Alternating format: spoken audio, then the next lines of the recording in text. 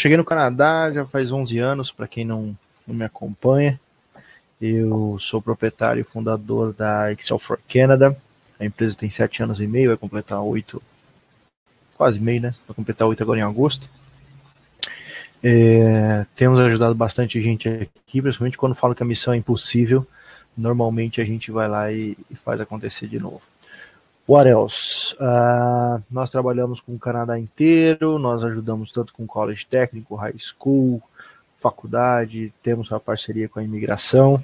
Eu não sou consultor de imigração, não tenho pretensão de ser, na verdade, tudo que eu falo aqui são meramente opiniões e inputs de quem já se ralou e ajudou muita gente se ralando aqui. Cheguei primeiro em Vancouver, depois de Vancouver eu passei 3 anos e meio lá na região de Vancouver, um ano em Vancouver, outro em Westminster, e aí a gente veio para London, onde correntemente eu moro, que é o escritório também da Excel, é aqui em London. Enfim, muitas delongas.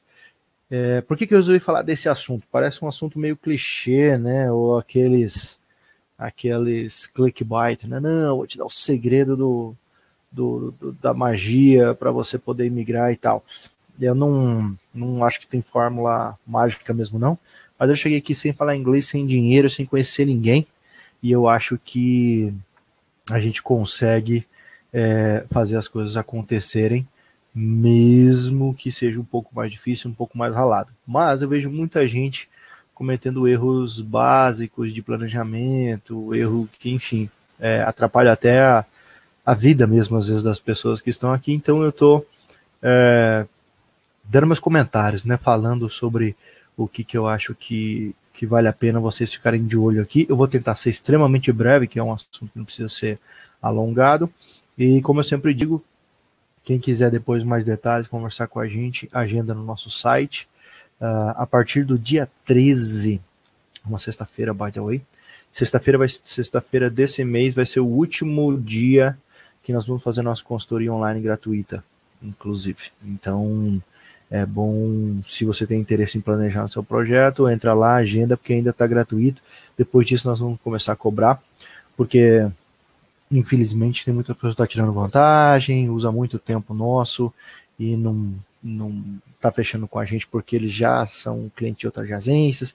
A gente gosta de ajudar, mas eu faço isso no voluntário, então o que faz certo acaba pagando pelo erro dos outros, né? Mas enfim, vamos seguir aqui, vamos organizar e vamos começar a falar isso daí com vocês. Deixa eu passar meu slide aqui para vocês. O que acontece? Eu vejo muito erro das pessoas, principalmente assim, no antes e depois do PR. Eu escuto com tanta frequência a residência permanente. Eu vou comprar minha casa depois da residência, eu vou comprar meu cachorro depois que eu for residente, eu vou mudar de cidade depois que eu for residente, mudar de apartamento depois que eu for residente. Tudo na vida é depois que for residente. Isso é muito complicado, porque você vai ter uma vida bem controlada e diferente daquela que você realmente está querendo ter, e depois que o PR chegar na sua mão, você acha que isso vai magicamente transformar. Então você não tinha amigos, vai ter, você não tinha casa, vai ter, você não tinha cachorro, vai começar a ter. Não funciona dessa maneira, porque é exatamente a mesma vida que você tem antes do PR, é exatamente a vida que você vai ter antes do PR, vai ser a mesma depois do PR, da residência. A diferença é que você não tem o reloginho mais contando na sua vida. Por isso que eu falei, tem o relógio para de contar, mas a vida não. E eu vejo que as pessoas muitas vezes deixam tudo para depois. Quero mudar de emprego, mas só vou mudar depois do PR, eu quero mudar de casa, não quero mudar disso, mudar aquilo.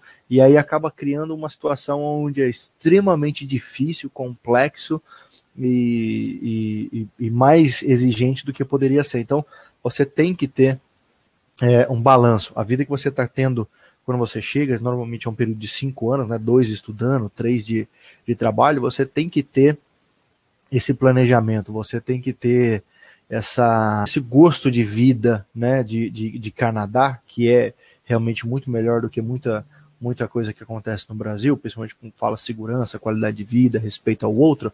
Então a gente precisa ter essa qualidade de vida e transportar ela para quando a gente for residente. Então faz parte do seu do seu processo, entendeu? Você viver bem e transformar isso para o PR. Então, o primeiro erro que eu vejo é muita gente, às vezes, trabalhando 20 horas aí a mais por semana, não tendo tempo para viajar, não fazendo nada e, enfim, acaba que passa 5 anos naquela loucura e chega no final dos 5 anos a pessoa está virando PR, mas aí a loucura já está estabelecida. Já tem ritmo de trabalho, ritmo de estudo, ritmo de tudo. Então, é muito importante, lógico, você não vai fazer nenhuma loucura, né? Se você não tem condições de comprar uma casa, você não vai comprar a casa antes, né?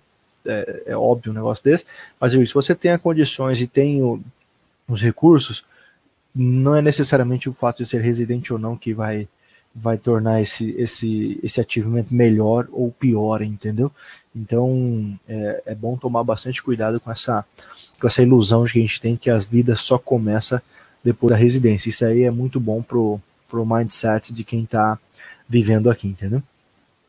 Outra coisa, eu já falei isso trocentas milhões de vezes, vou repetir mais trocentas milhões de vezes, inglês é essencial, é muito, mas muito, muito importante. Não dá para estressar o quanto o inglês é importante. Dá para viver sem inglês? Dá, vai ter uma vida miserável, mas dá.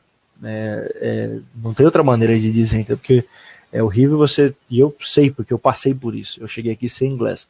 É horrível você depender de alguém para você ir no médico, para você ter que fazer uma compra um pouco mais elaborada, para você falar com o diretor da escola, entendeu? Sobre o seu filho, para você se defender num caso de uma acusação injusta, para você passar num emprego. Eu já contei várias vezes a minha experiência com a SAP, eu cheguei na sala de reunião, consegui mesmo sem inglês, né, a entrevista, e não conseguia fazer nada. Eu passei por imbecil, porque eu não conseguia explicar nada para eles, mas eu tinha pleno domínio do que eles queriam fazer. Toda a parte de planejamento de vendas que eles queriam fazer, eu faria com o pé nas costas, porque realmente eu tenho bastante facilidade para isso. Mas não conseguia expressar, não conseguia falar nada. Então, o inglês é importante, mas duas coisas que eu acho que o inglês é extremamente importante. Você vai arrumar emprego sem inglês, você vai conseguir viver sem inglês, você vai conseguir fazer as coisas sem inglês, mas o que você vai começar a sentir muita dificuldade? Na hora que você precisa migrar, às vezes é 1 ponto ou 2 no CELPIP que permite que você imigre ou não. Então até a gente que tem inglês bom, que está no college, eu vejo esse erro ser cometido com muita frequência. Deixa o inglês para depois, aí depois que se formou, depois que não sei o que, vai fazer o teste do CELPIP e aí fica batendo na trave, entendeu?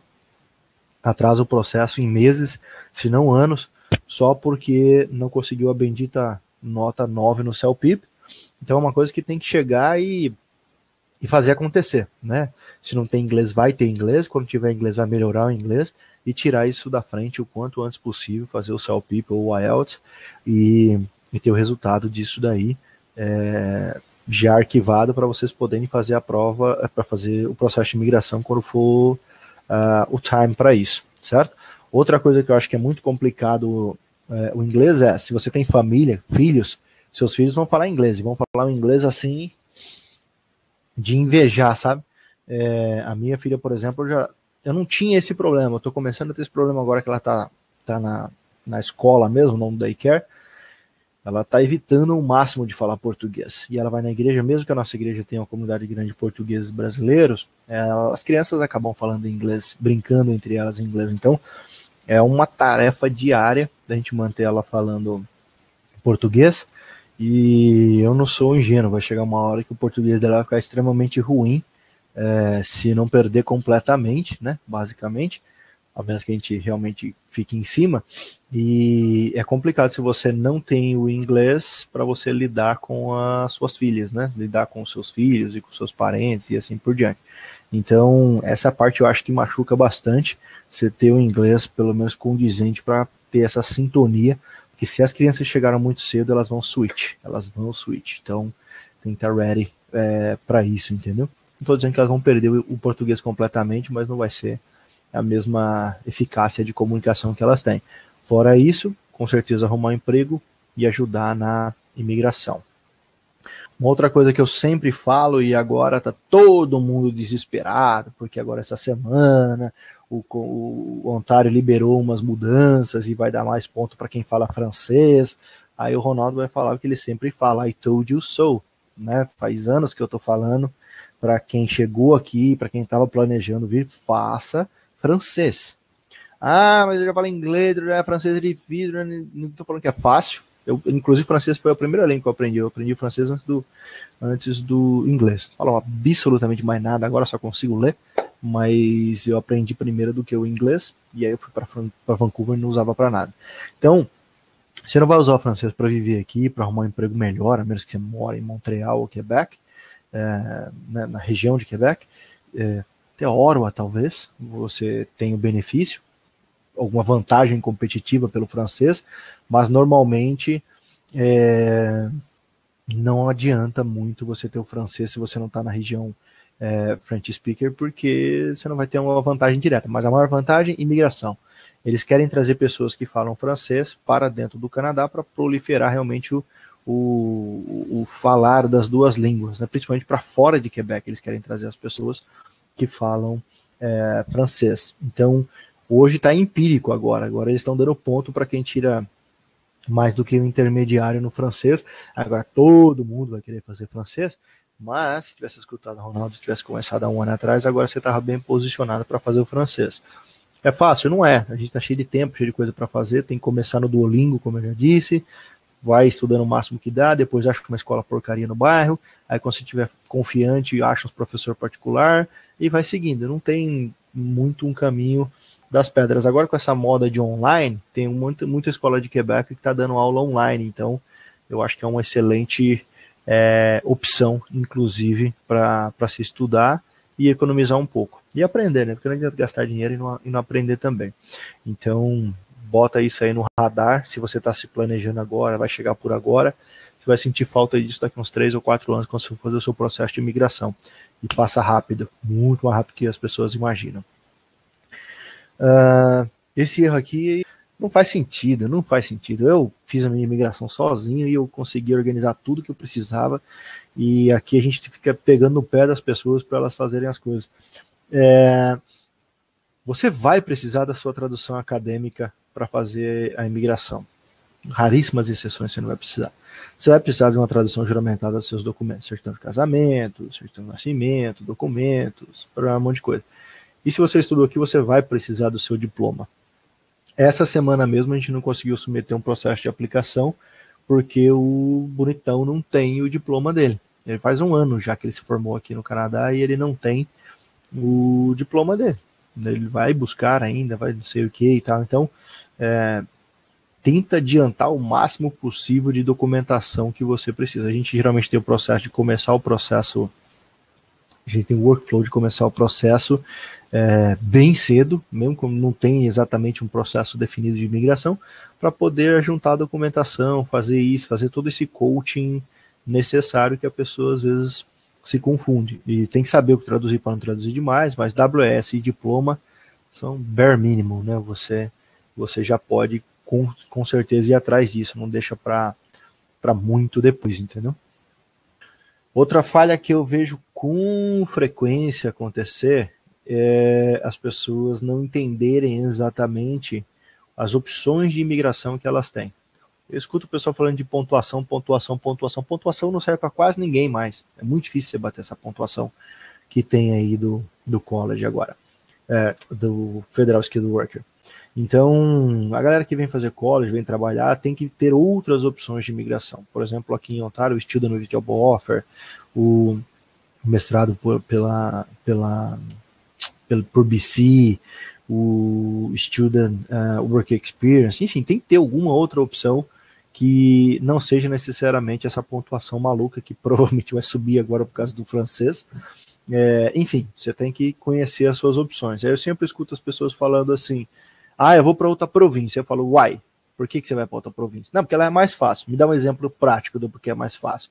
A pessoa não sabe me dizer. Eu até acho que às vezes pode ser mais fácil, mas a pessoa não tem a menor noção de que processo ela está falando de imigração em outra província. Eu vejo gente saindo daqui de Ontário e indo para New Brunswick, por exemplo, e eles não sabem qual o processo de New Brunswick que eles vão aplicar. Eu acho isso bizarro, entendeu? Porque deveria sentar ver quais os processos que tem, qual a pessoa encaixa, se ela está elegível, se não está. Eles fazem uma conta de padaria, lá precisa de 60 e tantos pontos, aqui precisa de 400. São coisas diferentes, são métricas diferentes.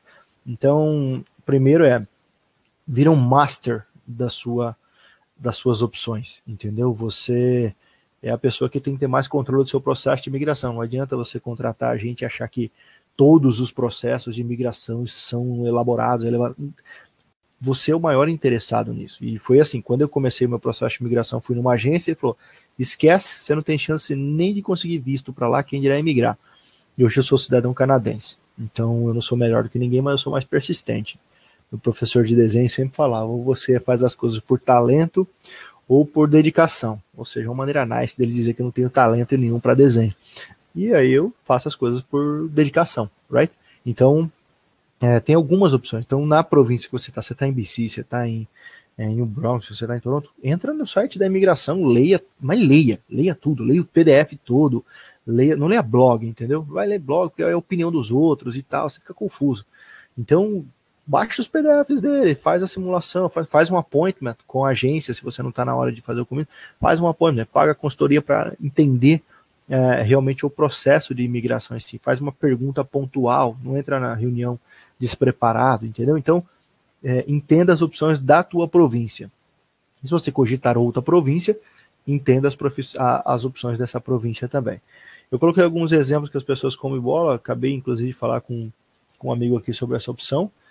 Trades, dependendo da opção que você fizer aqui em Ontário, você ganha 50 pontos na lata, Isso é uma opção muito interessante. A gente faz o processo de trade, quem quiser entrar em contato, entre em contato, a gente faz a definição junto com vocês, é pago, né, nesse processo, é uma consultoria que a gente faz, mas a maioria das pessoas a gente tem conseguido, o pessoal de culinária, o pessoal de engenharia sempre tem uma gray line que a gente acaba conseguindo alguma opção de trades aqui, não é garantido, mas isso ajuda.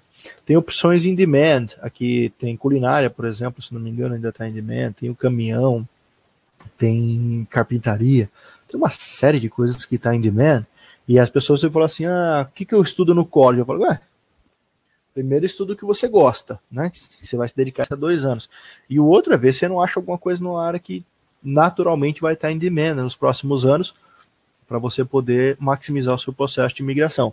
Mas as pessoas vão levando as coisas meio ao vento, às vezes, sabe? Elas não planejam tanto e não estudam todas as opções. Claro que é complexo, então você não vai saber todas as opções, mas você pode simplesmente agendar um horário, seja com a gente, com quem você se sentir mais confortável, e nessa consultoria de 1 hora você faz perguntas específicas sobre aquela província, sobre aquele processo, tenta entender. E às vezes eu tenho gente que está elegível para processo de imigração e nem sabe, porque realmente não estudou as opções de imigração daquela província. Então, become the master. Outro erro grande aqui é networking. Você, depois da sua residência, vai querer um bom emprego, certo? Quando você está trabalhando, ralando 3, 4 anos aí no chão de fábrica, e você vai querer mudar de emprego depois. Como é que você vai mudar de emprego? Se todo mundo que você conhece é do chão de fábrica, e todo mundo que você conhece não fala inglês. Não vai, certo? Não vai. Você vai continuar fazendo aquilo que você está fazendo. Então, não tem nada errado, e eu acho que é extremamente recomendável você chegar e trabalhar com o primeiro emprego que você conseguir, que isso é importante para fluxo de caixa, experiência e networking, mas as pessoas pecam na parte do networking, entendeu? Então, é hora de você fazer um plano. No networking não é adicionar, eu já falei várias vezes sobre isso, eu acho que eu tenho até um webinar sobre isso, não é adicionar as pessoas no LinkedIn e pedir emprego, isso não é networking, isso é bagging e isso daí ninguém ajuda. Networking é você conhecer a pessoa, você realmente criar uma conexão com ela, você se mostrar disponível e essa pessoa despertar naturalmente o interesse dela em te ajudar.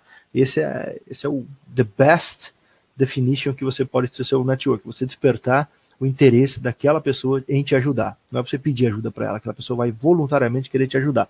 Quando você chegar nesse nível, você está mastering o seu networking skills.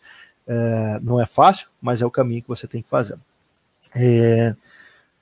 Tá no college, não vai ficar amigo só dos alunos. Vai participar de feira de evento, voluntário, semana da leitura, semana da corte e costura. Do que você imaginar lá você faz, porque você vai conhecer pessoas e pessoas vão abrir portas para você aqui. Então, você tem que fazer networking, tem que fazer networking, tem que fazer networking. Não tem como. Se você quer ter uma vida mais de trabalho, né, pelo menos eu digo, mais interessante, networking skin. Você tem que procurar por isso. Eu vejo as pessoas cometendo trocentos milhões de erros nesse negócio aí. Esse daqui é o último detalhe que eu tenho para falar. Acho que eu não tenho nenhum outro comentário depois desse, mas uma das coisas que eu sempre falo é enjoy the moment. Você vai ficar 5 anos aqui ralando. Se você fizer um college de 2 anos e 3 anos de trabalho, você não pode ter uma vida miserável antes do PR e achar que depois do PR a sua vida vai ficar amável. Então você está vindo para um país que tem muita gente que quer dar um braço para estar aqui. Muita gente quer vender tudo e estar aqui e não consegue, porque o visto não foi aprovado, porque não tem o recurso financeiro, porque não tem as condições de estar aqui. Quando eu cheguei no Canadá, eu não falava inglês, falava um pouco de francês, mas não adiantava nada, que em Vancouver ninguém falava francês, só os doidos achavam que falava francês, eu ficava tentando falar com eles. Não conhecia ninguém, não tinha nenhum skill que realmente fosse transferível para cá. O que eu sempre fiz foi na área de marketing, e marketing exige extrema comunicação, e eu não tinha essa comunicação. Então era uma vida bem, bem complicada. A gente chegou sem dinheiro. As pessoas falam, a vida aqui é cara e tal. É cara, imagina você chegar sem dinheiro. Eu não estou exagerando, ele não chegou com pouco dinheiro, a gente chegou sem dinheiro. A gente pagou 3 meses de aluguel, fechou o olho e veio. A gente não tinha dinheiro, não tinha. Então, não estou dizendo para vocês fazerem isso, que isso aí é loucura. Mas foi o que a gente conseguiu fazer e Deus abençoou a gente. A gente, mesmo nesses períodos que eram muito difíceis, que eu tinha que ir no Dollarama escolher se eu comprava uma colher ou um garfo, a gente comprava uma colher que era mais útil do que o garfo, certo? A gente comprava uma caneca em vez de caneca e copo. Essa era a nossa, quando o Dollarama era realmente Dollar Store, a gente podia simplesmente achar, pô, que vida miserável que a gente está tendo, porque a gente tem que ficar escolhendo coisa de Dollar Store e não pode comprar duas, não pode comprar mais de duas, comprava só duas, que era uma para mim e uma para a Lê. A gente não tinha criança naquele tempo. Mas não, eu achava um barato, que eu podia sair dali, andava na English Bay, eu via a vida canadense, eu embrace a cultura deles, eu gosto do jeito que eles vivem aqui. Tudo que acontece aqui eu vi o lado positivo. Então você tem que ter esse balanço. Se você achar que você está simplesmente tendo uma vida miserável, lutando, eu perco a conta de alunos que ligam pra gente achando, eu tô overwhelmed, eu tô cansado, eu não sei se está valendo a pena e tal, não sei o quê. Isso não é um problema de imigração, isso é um problema de perspectiva de vida. Eu sempre falo isso para quem vai falar comigo, é um problema de perspectiva de vida. Se você está no Canadá, que é um dos melhores países do mundo para se morar, onde a gente tem milhões de pessoas, milhões eu não sei, mas acho que centenas de milhares no Brasil a gente deve ter, pensando em vir para cá, e não tem condições, e você está aqui, você não consegue ver joy nisso, tem que ter uma mudança de mindset. Não é tudo fácil, não é tudo divertido, mas você está num país fantástico, você está num momento fantástico, numa diferença fantástica. Então, você não pode ter uma vida miserável e de repente alguma coisa der errado. O que você vai levar de lembrança do Canadá? Que foi extremamente amargurante, difícil, a gente não tinha dinheiro. Não, você vai lembrar os momentos de família, vai lembrar os momentos que você teve de conhecimento, os amigos que você fez, a experiência que você ganhou, as viagens que você fez. Eu sempre falo, eu chamo a Alessandra para ir em Toronto, às vezes ela não gosta muito de Toronto, Toronto é meio muvucado, mas eu gosto do caos. Aí eu falo, mas pensa, tem gente gastando $2.000 de passagem para só conhecer Toronto, a gente está do lado, vamos lá bater perna, vai. E aí eu consigo convencê-la um pouco. É o raciocínio que eu uso para tudo, entendeu? Se o cara falar assim, eu vou fazer um passeio para Okanagan, sei lá o que tem em Okanagan, mas vamos lá, entendeu? Eu sei que tem gente que está dando um braço para chegar aqui no Canadá e conhecer esses lados, então eu acho um barato, entendeu? Desde uma trilhazinha que tem aqui perto de casa, até cidades que eu ainda não andei, e cidades que não precisam ser turísticas, entendeu? Tem umas cidades que a gente anda aqui que eu acho mó barato.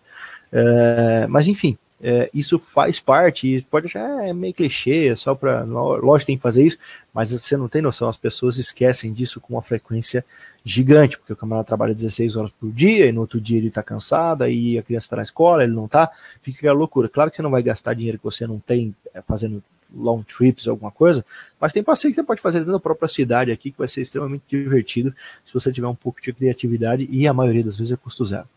Então, como parques, passeios em fairs, enfim, uma série de coisas. Em Vancouver, por exemplo, eu adorava pegar a balsa custava $2,75, e era só literalmente um método de transporte, saía de um lado para o outro, mas eu achava um barato, tava naquele marzão bonito, via as montanhas, eu achava um barato, e era só um meio de transporte. O Skytrain, eu achava um barato também. O Skytrain, ele não tem um motorista, né? O piloto, sei lá como que eles falam, maquinista. Então eu sentava no primeiro vagão e ficava vendo ele subindo, descendo nas montanhas e tal. Whatever. É o que eu podia fazer na época e mesmo assim eu conseguia ver joy. E isso faz uma diferença grande, porque se a sua vida não está adequada aqui, qualquer coisa você joga a toalha. Mas se você está amando e enjoying o momento aqui, chega a hora de você fazer um segundo curso, um segundo college, ou o marido começar a fazer o college, a esposa começar a fazer, enfim, vocês fazendo alguma adaptação, vocês vão sentir energia e desejo de fazer, porque a vida aqui está adequada. Se a vida está uma vida amargurada e complexa, normalmente você vai querer jogar a toalha um pouco mais fácil, right? Isso era tudo que eu tinha para falar para vocês. Eu tentei falar extremamente rápido, porque não é engenharia reversa, são pontos bem claros e diretos. Espero que tenha contribuído um pouco para abrir pelo menos a mente de vocês. Quem tiver dúvida, como sempre, manda para a gente responde depois do chat, que é muita gente ao mesmo tempo mandando as perguntas, a gente se alongaria demais. A gente responde depois por e-mail se tiver alguma dúvida pontual. Se não, entra no nosso site excelforcanada.com. Lá tem um link de agendamento, você consegue agendar e falar com a nossa equipe ou comigo, e a gente consegue organizar o máximo que tiver dentro do nosso controle para vocês aí. Thank you very much. Have a blessed week or weekend. Weekend, ainda tem um dia, dá para chamar de weekend. Valeu, pessoal. Abraço.